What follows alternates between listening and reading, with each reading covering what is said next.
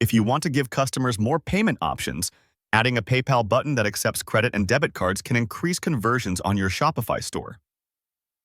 Start by logging into your Shopify admin dashboard and going to Settings, then Payments. Under PayPal, click Activate or Manage to connect your PayPal account.